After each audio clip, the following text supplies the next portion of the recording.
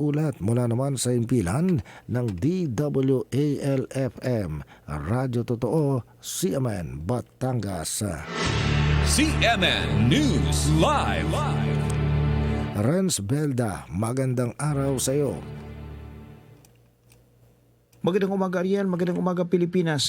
Tinanghal na overall champion ng Regional Athletic Association Meet 2026 ang Rizal Province matapos makapagtala ng 130 ginto, 78 pilak at 85 tansong medalya na may kabuang 293 medal sa ginanap na awarding at closing ceremony. Pumangalawang Batangas Province na may kabuang 172 medalya, kabilang 50 ginto, 48 pilak at 74 na tanso. Habang pamungatlo naman ang Quezon Province na nakakuha ng 33 ginto, 28 pilak at 52 tanso para sa kabuang 113 medalya. Nakapagtala naman ang Batangas City ng 14 na ginto, 11 pilak at 21 tansong medalya sa naturang palaro.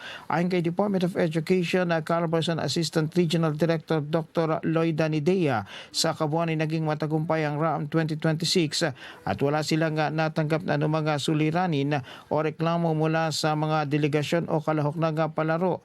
Pinuri niya ang maayos at organisadong pag-host ng Batangas City mula sa mainit na pagtanggap sa mga bisita, maayos sa paghanda ng mga billeting schools at playing venues hanggang sa kalinisan ng buong lungsod.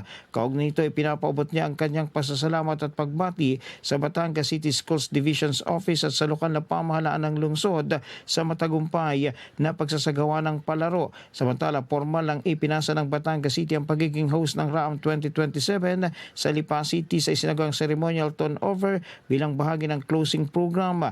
Pinangunahan ito ni na Mayor Marvy Marino at Mayor Eric Africa kasama si Batangas City Schools Division Superintendent Dr. Jimmy Panganiban at Lipa SDS Dr. Saldi Bolaños, gayon ng mga miyembro ng sangguniang panglungsod at mga department heads ng dalawang lungsod. Mula sa DWALFM 95.9, ito si Renz Belda ng CMN Batangas nag-uulat live para sa CMN Pilipinas. CMN News Live.